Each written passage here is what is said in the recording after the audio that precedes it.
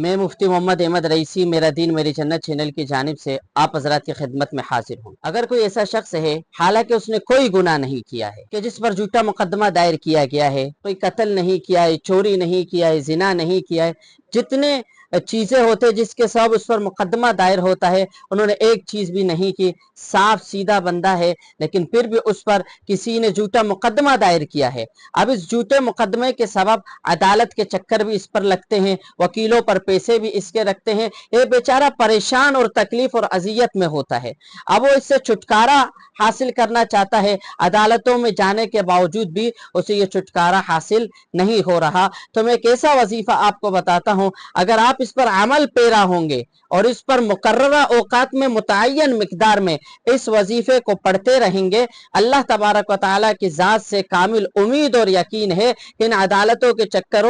چکروں سے اور اس جھوٹے مقدمے سے آپ نجات پائیں گے۔ اور وہ وظیفہ یہ ہے، وہ قرآن پاک کی ایک آیت ہے، قُلْ جَاءَ الْحَقُّ وَزَهَقَ الْبَاطِلُ